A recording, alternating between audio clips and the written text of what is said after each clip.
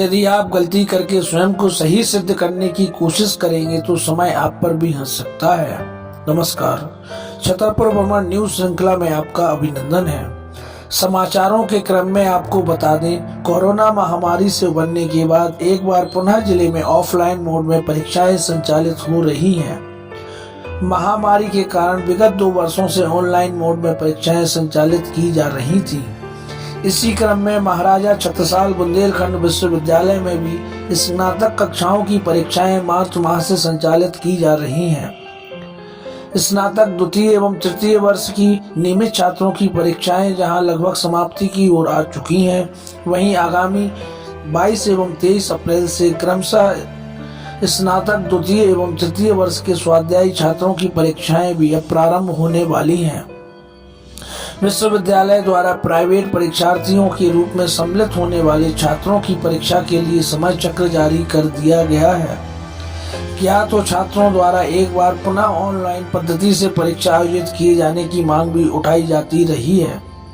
महाराजा छत्रसाल बुंदेलखंड विश्वविद्यालय के प्रोफेसर एवं मीडिया प्रभारी डॉक्टर सुमति प्रकाश जैन ने स्वाध्यायी परीक्षाओं के समय चक्र के बारे में छतरपुर भ्रमण न्यूज को जानकारी देते हुए अवगत कराया। सर, छतरपुर भ्रमण न्यूज में आपका स्वागत है।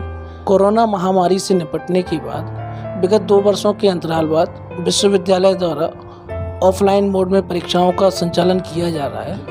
इस बार छात्रों में सर कैसा उत्साह देखा जा रहा है और विश्वविद्यालय द्वारा क्या तैयारी की गई है? कोरोना महामारी के बाद इस वर्ष ऑफलाइन की पहली परीक्षा है। रेगुलर परीक्षाएं संपन्न होने को हैं और 22 तारीख से प्राइवेट, जिन्हें हम स्वाध्याय छात्र कहते हैं, उनकी परीक्षा होना है। BA BCom BSc second year की परीक्षा 22 अप्रैल से और BA BSc BCom third year की परीक्षा 23 अप्रैल से सुबह 9 से 12 बजे तक संपन्न होना है। परीक्षार्थियों में बहुत उत्साह है, क्योंकि अभी तक वो ऑनलाइन परीक्षा के दौर से गुजर रहे थे, दहशत में थे, डर में थे। अब वो कॉलेज आ रहे हैं, अपने गुरुजनों के साथियों के साथ मेलजोल बढ़ाकर अपनी परीक्षा दे रहे हैं। कुलपति डॉक्टर टी.आर. थापक, कुल सचिव डॉक्टर जे.पी. मिश्रा, परीक्षा प्रभारी डॉक्टर डी.पी. शुक्ला और परीक्षा अधीक्षक डॉक्टर ए.के. सक्सेना ने छात्रों को सचेत किया है कि वे कोई परीक्षा में अनुचित सामग्री का उपयोग न करें। फ़ोन, मोबाइल और बैग, बस्ते, गाइडें, चुटके, नकल, गुटके ये सब लेके ना आए, ताकि नकल प्रकरण ना बने। क्योंकि अभी रेगुलर परीक्षा में बच्चों ने नकल की और लगभग 60 से 65 यूएफएम केस, जिन्हें हम अनुचित सामग्री उपयोग का केस कहते हैं, वो फॉर्म भरे गए। उनका साल खराब होगा। तो मेरी यही अपील है बच्चों से कि वे ईमानदारी से परीक्षा दें। कॉलेज ने बहुत चाक चौबंद व्यवस्थाएं की हैं। गेट पर ही बच्चों की सर्च होगी ताकि कोई अनुचित सामग्री अंदर ना जा सके। बहुत बहुत धन्यवाद सर। Thank you. परिवार बसाने के नाम पर होने वाली घटनाएं भी जिले में सतत जारी हैं। शादियों के नाम पर कभी दुल्हनें कारनामे करती रही हैं तो कभी दूल्हों के द्वारा भी कारनामे किए जाते रहे हैं। अभी हाल ही में इसी तरह का एक मामला वर पक्ष की तरफ से प्रकाश में आया है। शादी के नाम पर उड़ीसा, झारखंड और बंगाल की नाबालिग लड़कियों के शोषण के मामले बुंदेलखंड से लगातार सामने आते रहे हैं।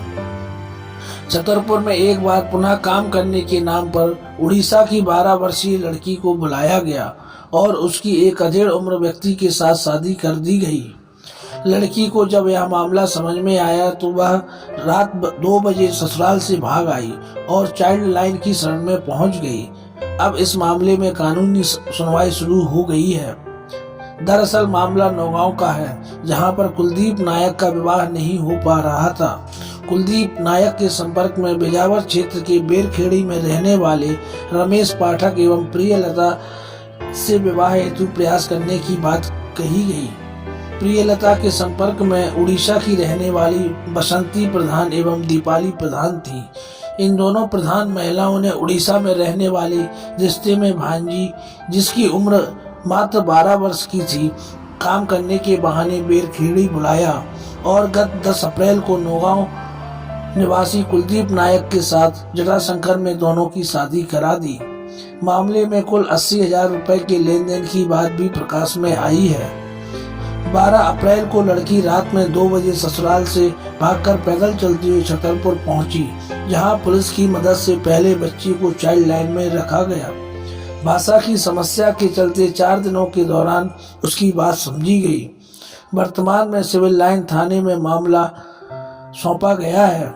कानूनी प्रावधानों के अनुरूप इस मामले में आरोपी तय कर कार्रवाई की जा रही है। छतरपुर भ्रमण न्यूज के लिए वैभव के साथ राजेश अग्रवाल की रिपोर्ट।